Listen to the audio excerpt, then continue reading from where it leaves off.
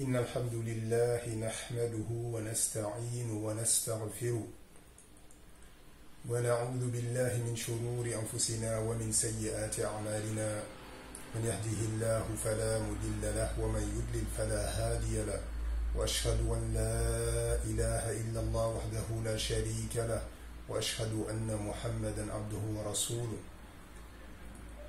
يا أيها الذين آمنوا اتقوا الله حق تقاته ولا تموتن إلا وأنتم مسلمون يا أيها الناس اتقوا ربكم الذي خلقكم من نفس واحدة وخلق منها زوجها وبث منهما رجالا كثيرا ونساء واتقوا الله الذي تساءلون به والأرحام إن الله كان عليكم رقيبا يا أيها الذين آمنوا اتقوا الله وقولوا قولا سديدا يصلح لكم أعمالكم ويغفر لكم ذنوبكم ومن يطع الله ورسوله فقد فاز فوزا عظيما فإن أصدق الحديث كتاب الله وخير الهدي هدي محمد صلى الله عليه وسلم وشر الأمور محدثاتها وكل محدثة بدعة وكل بدعة ضلالة أما بعد.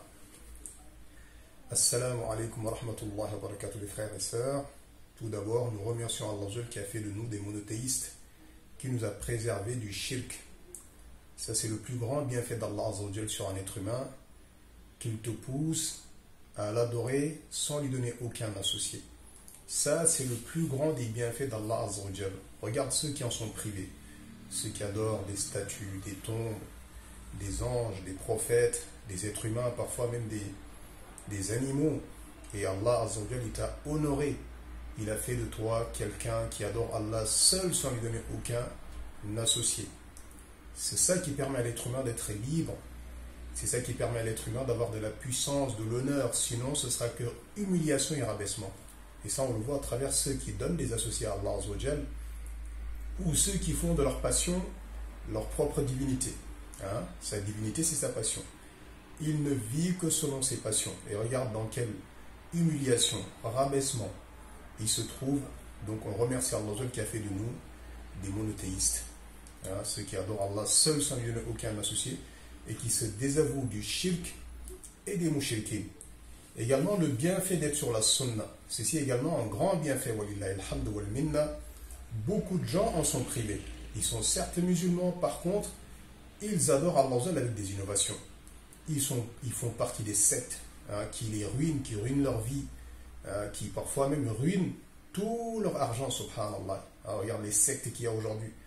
Des gens qui dansent dans les mosquées, il y en a qui sautent, qui se jettent par terre, il y en a qui se roulent par terre, qui se mettent de la boue sur eux, etc. etc. Toutes ces images vraiment qui sont une humiliation, un rabaissement pour ces gens-là. Donc toi qui es sur la sunna, remercie Allah de t'avoir mis sur la sunna. Et regarde ceux qui en sont privés, parmi les tablirs, les ikhwan, les soufis, dans toutes leurs différences, regarde ceux qui se roulent par terre, qui se jettent devant leur mashaïr, qui parfois même se prosternent devant leur gourou, qu'Allah nous en préserve.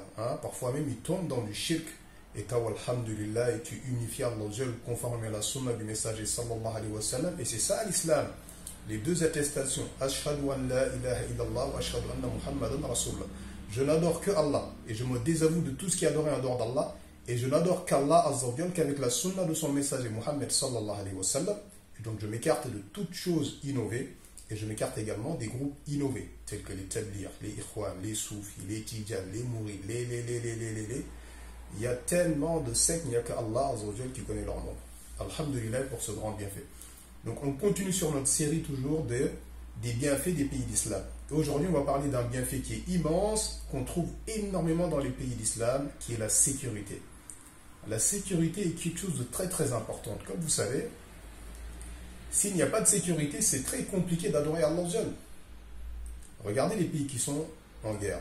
La Syrie, la Libye, tous ces pays qui sont tombés, c'est difficile pour les gens d'adorer Allah seul sans lui donner aucun associé. Car la personne a peur pour sa vie. Constamment, elle a peur pour sa vie, elle a peur pour sa subsistance, donc elle a du mal à adorer Allah seul sans lui donner aucun associé. Donc la sécurité est importante. C'est pour ça que dans le Coran, Ibrahim alayhi wa sallam, dans 2 endroits du Coran, il a invoqué Allah et à chaque fois il a commencé par la sécurité. Rabbi jal hada baladan amina. Oh Allah, oh mon Seigneur, fais de cette cité une cité sûre. La sécurité, il y a ikhwa. S'il n'y a pas de sécurité, il n'y a pas de vie. Donc la sécurité est importante afin que les gens puissent adorer Allah seul sans lui donner aucun associé. Hein, les prières en groupe, hein, les salats janaza, les mariages, et puis la vie même a besoin, hein, les courses, tout ça a besoin de sécurité. Regarde les pays qui sont en guerre, il n'y a rien, subhanallah, il n'y a rien. Tu ne peux rien faire, tu es livré à toi-même, à tout moment tu as peur de mourir, tu ne peux rien acheter, rien vendre, tu ne peux rien faire. Donc cette sécurité, elle est importante. Hein, donc c'est pour ça qu'Ibrahim alayhi wa sallam a commencé dans 2 invocations à invoquer Allah afin qu'il fasse de cette cité, la Mecque, une cité sûre, la sécurité. Et ce principe est tellement important qu'Allah a mis en garde toutes, a interdit justement l'insécurité, le chaos, mais tous les moyens également qui mènent vers l'insécurité et le chaos, Allah il a interdit. Donc il faut écouter et obéir aux gouverneurs musulmans. Dans le verset, il est clairement dit ô vous qui avez la foi, obéissez à Allah, obéissez à son messager et aux détenteurs de commandement parmi vous, c'est-à-dire les gouverneurs. Donc là, on va parler que des gouverneurs. Et de ne pas, justement, c'est pour ça que l'islam interdit le fait de critiquer le gouverneur, de faire des manifestations, de le critiquer sur le minbar, sur les réseaux sociaux, dans les discussions, etc., etc. Tout ceci est interdit car ça mène plus tard à quoi? À la rébellion, au chaos dans le pays, à l'insécurité. Et vous avez vu tous les pays qui n'ont pas respecté ce principe, dans quel état ils se sont retrouvés. Les gens qui étaient en sécurité dans leurs appartements, avec leurs voitures, ils ont bafoué ce principe, ils se sont retrouvés dans la rue. Et parfois ils se sont retrouvés même dans d'autres pays. Ou parfois ils se retrouvent même dans des endroits où ils ne peuvent même pas faire leurs besoins. Hein, on a vu des pays qui ont négligé ce principe, qui se sont retrouvés à faire la mendicité dans des pays de Kufr. Hein? Donc c'est important de respecter ce principe. Et ceci va dans l'intérêt général de tout le monde. Parce que s'il y a le chaos, c'est tout le monde qui va payer. Donc il faut respecter les gouverneurs, les honorer, leur obéir dans le convenable. Ne pas leur désobéir dans le convenable. Par contre, s'ils ordonnent quelque chose de blâmable, tu ne leur obéis pas. Il n'y a d'obéissance que dans ce qui est convenable. Mais ça ne veut pas dire que ça y est, il a ordonné quelque chose qui est blâmable ou il a dit quelque chose qui est blâmable, que ça y est, il faut se rébeller contre lui, l'insulter, le dénigrer, hein, on va l'enlever par des manifestations en jetant des cailloux, etc., etc. Non, ceci est interdit en islam. Tout comme Allah t'a ordonné de prier et de jeûner, il t'a également ordonné d'obéir au gouverneur dans le convenable, de ne pas l'insulter, de ne pas le dénigrer, de ne pas le rabaisser, de ne pas faire des parties contre lui, ni des manifestations contre lui. Si tu as la capacité de le conseiller en privé, tu le conseilles en privé, en tenant compte de son statut. C'est pas tu parles à un gouverneur comme si tu parlais à un petit miskin, hein, comme si c'était le dernier de la société, alors que non, lui c'est l'imam des musulmans. C'est le guide des musulmans, c'est l'imam des musulmans. Donc quand tu parles avec ce genre de personne, il faut que tu sois conscient de cela, que tu le respectes et que tu l'honores. Hein? Donc c'est important que chacun parmi nous participe à cette sécurité dans la société musulmane. Et walhamdulillah, tu sens cette société dans laquelle il y a la sécurité. Tu sors à n'importe quel moment, personne ne te touche. Et ça, vous le voyez, même des mécréants qui viennent dans les pays musulmans, hein, des femmes parfois qui sont mécréantes, qui viennent en vacances dans les pays musulmans, attestent qu'effectivement, elles peuvent se balader ici à n'importe quelle heure de la nuit, personne ne les touche. Alors que vous savez en Europe comment ça se passe dans les pays occidentaux. Les femmes se font violer, je dis même pas dans des endroits isolés, parfois c'est même dans les transports. Hein, tu vas dans les trains, les RER, dans les métros, les femmes se font violer là-dedans. Alors qu'il y a du monde. Hein, alors qu'ici, personne ne touche aux femmes. La sécurité, si elle est voilée, hein, alors que là-bas, vous savez très très bien que beaucoup de sœurs se font agresser là-bas. Il y a beaucoup de sœurs qui n'osent pas sortir dans certains endroits là-bas. Hein, et les exemples d'agression, il y en a eu énormément. Alors qu'ici, une femme peut sortir avec son voile, avec son niqab, en toute sécurité, personne ne la regarde, personne ne lui manque de respect. Et également, nous, on le sent, tu te lèves le matin pour aller à la prière de l'eau, une sécurité absolue, alhamdulillah. Tout le monde veille à faire le bien. Mais comme vous savez, la perfection n'existe pas. Il y a quelques individus qui essaient de faire le mal, mais ils sont très très peu. Et même eux, derrière, ils sont humiliés, rabaissés en le faisant. Ils n'en sont pas fiers. Mais de façon générale, quand même, tu as une sécurité au niveau de ta personne, de tes biens. Et ceci est un grand bienfait d'Allah que tu ne trouves que dans les pays d'islam. Dans les pays de Kufr, il n'y a pas de sécurité. Ceci est connu, ça. Tu prends les pays les plus développés, entre guillemets, Il n'y a pas de sécurité là-bas. Les États-Unis, la France, Paris, etc. La preuve en est qu'en France, maintenant, vous voyez les gens qui sont braqués, qui se font cambrioler. Ce n'est même pas les pauvres, non, c'est les gens les plus riches en fait, qui se font cambrioler même. Les footballeurs, les stars, les comédiens, etc. Ce sont eux qui se font cambrioler alors qu'on sait qu'ils habitent dans les quartiers les plus sécurisés. Mais ça, c'est la preuve en fait qu'il n'y a pas de sécurité dans ces endroits-là. La sécurité, en réalité, tu le trouves aux gens qui ont la foi. Hein, tu trouves la sécurité parmi les gens qui ont la foi. Donc je rappelle le mot foi et le mot sécurité, ils ont les mêmes racines en arabe. Ça veut dire que c'est lié, subhanallah. Donc cette sécurité intérieure et cette sécurité extérieure également entre les gens. Donc tu sens vraiment cette sécurité dans les pays d'islam. Et même quand tu traverses les frontières, quand tu vas dans d'autres pays, etc., tu sens cette sécurité. Tout le monde est musulman, il y a des mosquées, les gens ils s'arrêtent. Quand il y a un arrêt, les gens ils s'arrêtent, ils font la prière, et puis on est reparti. Et ça, c'est un bienfait immense de la part d'Allah sur nous. Donc il faut remercier Allah pour cela. Et ne rien faire pour mettre cette chose en péril. Ne pas écouter les occidentaux mécréants qui ont la haine envers les musulmans et qui cherchent justement à déstabiliser les pays musulmans à travers des manifestations. Et ils se servent toujours des innovateurs parmi les musulmans, tels que les sectes des frères musulmans, voilà, les Daesh, les Al-Qaïda, etc., etc., où ils se servent des gens, des imbéciles. Des imbéciles dans le sens où qui se font passer pour des intellectuels musulmans, des penseurs musulmans, des philosophes musulmans. Ils se servent de ce genre d'individus pour mettre le chaos dans nos pays. Donc le musulman doit faire attention à cela et savoir qu'obéir au gouverneur musulman, dans le convenable, est une adoration à travers laquelle on se rapproche d'Allah Azzawajal. Invoquer également en sa faveur, donc Allah l'aide et l'assiste dans ses missions. Parce que vous savez, on est tous dans le même bateau avec le gouverneur. Si on invoque Allah afin qu'il accorde la réussite, cette réussite-là va nous profiter à tous.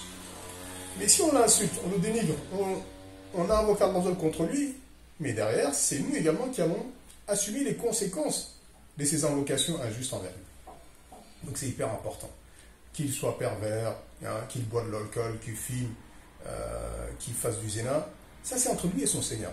Ça ne nous regarde pas, ce genre de choses. Et ce n'est pas parce qu'il commet des péchés qu'il ne doit pas nous gouverner. Si on met cette règle en place, personne ne sera gouvernable, parce que tous parmi nous, sans exception, commettent des péchés. Donc si à un moment donné, on peut être gouverné que par des gens qui commettent des péchés. Mais nous, ce n'est pas une raison derrière de dire qu'il faut qu'il soit un ange. Ou de dire qu'il faut qu'il soit comme Omar ibn al-Khattab, radiallahu anhu. Chaque peuple a son gouverneur.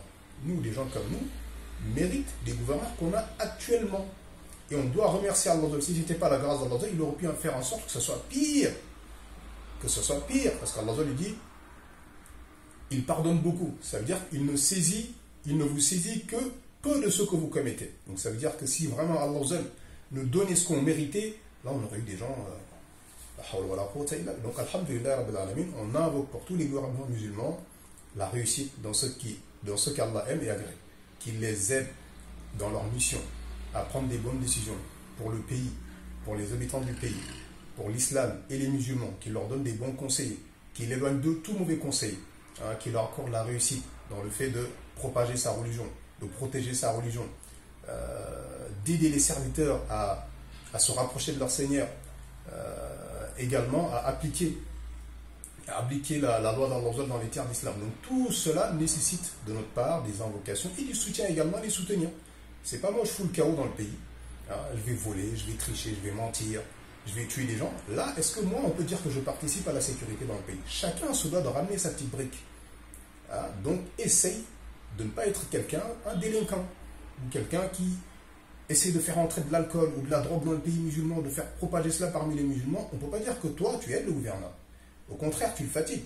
Hein, tu lui donnes plus de travail. Donc que chacun parmi nous prenne sa responsabilité, éduque ses enfants, éduque ses filles, éduque sa femme, afin qu'on soit des modèles dans la société et qu'on participe à l'évolution de la société.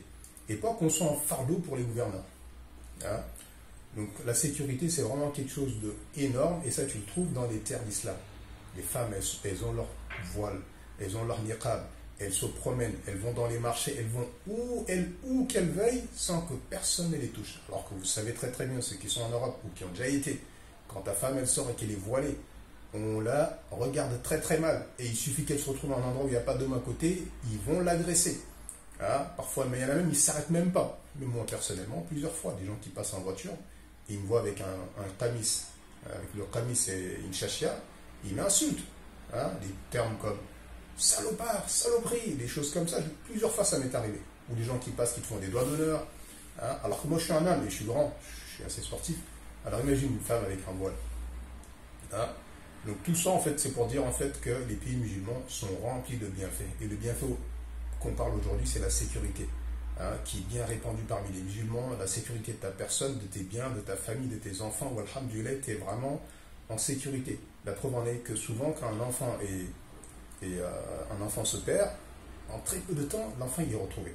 Parce que toute personne qui voit un enfant isolé à un endroit paumé, pose des questions, appelle la police, tout de suite la photo de l'enfant est partagée partout. En très très peu de temps, tu vois que l'enfant retrouve ses parents. Alhamdulillah, ça prouve à quel point la foi, la sincérité pousse les gens à faire le bien, à être des gens honnêtes, à ne pas essayer de causer du tort aux gens, à se réformer, à essayer de réformer les gens, à essayer à faire en sorte que le bien se propage partout dans le pays et que chacun essaye d'y participer selon sa capacité. Alors que de l'autre côté, c'est pas le cas. Pourquoi? Parce que c'est pas les pays d'islam. Tu n'es pas en sécurité. Hein, ni concernant tes biens, ni concernant ta personne. Hein, moi, je me rappelle, j'avais juste des vélos, mais on m'a volé, je ne sais pas combien de vélos. Le dernier qu'ils m'ont volé, ils l'ont volé jusque devant ma porte. Elle était attachée, tout ça. Et depuis ce jour-là, j'ai lâché l'affaire. J'ai dit, ça sert à rien. Ouais, à un moment donné, il faut arrêter de se battre avec des gens comme ça. Je pense que s'ils pouvaient voler même les murs de la maison, ils l'auraient fait. Parce qu'en fait, c'est une terre, en fait, justement, de koufr. Les gens ne sont pas éduqués. Les gens n'ont pas la foi. Ils ne craignent pas Allah. Alors qu'ici, dans ces pays-là, les gens craignent Allah. Ils savent qu'Allah observe tout et qu'il fera ressusciter tout le monde et qu'il demandera des comptes à tout le monde, subhanallah. Donc vraiment, le bienfait de la sécurité, vous allez le trouver dans les pays d'islam. La sécurité vis-à-vis de vos personnes, de vos familles, de vos enfants. Hein. Et ça, c'est un bienfait immense, la sécurité. Regardez les pays qui en sont privés, la Syrie, la Libye, le Yémen. Hein. Alhamdulillah, donc il faut être conscient de ce bienfait. Remercier Allah et faire les causes pour que ça perdure. Et éviter toute chose qui vient mettre en danger cette sécurité. Notamment, insulter les gouverneurs, se rébeller contre eux, les critiquer. Parce qu'il y a beaucoup de massacres maintenant. Liberté d'expression, démocratie, blablabla, des termes dont ils ne connaissent même pas les sens en fait. Et tu vois qu'il est là en train de commettre des péchés énormes. Hein, salir le gouverneur, parfois même c'est des mensonges, c'est même pas des vérités. Oh, c'est un kafir, il prie pas, il fait son takfir. Il ne le connaît pas, il ne le côtoie pas. Oui, à ce qui paraît, c'est vrai que lui, oui, il commet un péché qui est minime. Hein. Ah non, c'est un kafir, un musulman. Alors que lui, il fait pire parfois. Il fait pire. Déjà, il ne faut pas penser qu'au gouvernement, c'est quelque chose de facile. Tu t'occupes de tout un pays. 20, 40, 50, 60 personnes, 30 millions de personnes. Tu crois que c'est facile? Hein? Toi, tu es là, tu dors. Nous, on est les gouvernants. On est des rois, nous. On ne se rend pas compte. On dort, on se lève, on sort. On se soucie de rien à part nos personnes. Alors que le gouvernement, il se soucie de tout un pays. Hein? L'économie du pays, l'électricité du pays, l'énergie du pays, le commerce. Les flux migratoires, les gens qui rentrent, les gens qui sortent, les frontières, etc. etc. Mais c'est une responsabilité énorme. Les gouverneurs, ils ne dorment pas. Alors que nous, on dort, on ronfle. Eux, ils sont en train de travailler matin, midi, soir. Là, tu vois, quand tu te rapproches des frontières, comment les hommes, ils sont là. Ils laissent leur famille, ils montent la garde. Alors que toi, tu fais quoi dans tout ça? Toi, tu fais rien. Subhanallah. Donc, remercier Allah, invoquer en faveur des gouverneurs, de ne pas les critiquer, de ne pas les rabaisser, de ne pas invoquer contre eux, et d'essayer de les soutenir en apportant sa propre pierre à l'édifice et éviter de ne pas être quelqu'un qui leur donne plus de travail. Alors, tu commets des délits, tu leur donnes du travail. Tu commets des crimes, tu leur donnes du travail, tu les fatigues davantage. Alors que la société, elle est à nous tous. Chacun parmi nous doit faire un effort selon ses capacités et rester à sa place. Des choses qui leur sont propres, ça c'est à eux ça. Et s'ils ont des manquements dans ce domaine, c'est entre eux et Allah. Ce n'est pas à nous en fait qu'Allah va questionner sur le pays, sur le pétrole. Non, nous on n'est pas là. Nous, Allah va nous questionner sur ce qu'il nous a confié, nos personnes, nos familles. Et le gouvernement également, Allah va le questionner sur ce qu'il lui a confié. Donc toi, ça ne te regarde pas. Pourquoi tu rentres dans ce qui ne te regarde pas? Donc que chacun reste à sa place. On laisse aux gouverneurs leur place de gouverner, de prendre des décisions. C'est que des êtres humains. Parfois ils justent, parfois ils voient juste, parfois ils se trompent. Ne pas vouloir que ce soit des anges, ça n'existe pas. Voilà, il n'y a qu'un être humain pour gouverner des êtres humains. Également, laisser la place aux savants. Pas prendre leur place. Pas vouloir prendre leur place, parler à leur place, etc. Non, chacun reste à sa place. et chacun fait ce qu'il a à faire afin que la société, l'islam se renforce, que la société se renforce. Hein, donc ce bienfait-là est d'une importance capitale et celui qui va vraiment la sécurité pour lui-même, pour ses enfants, pour sa famille, qui viennent dans les terres d'islam. Il trouvera cette sécurité ici.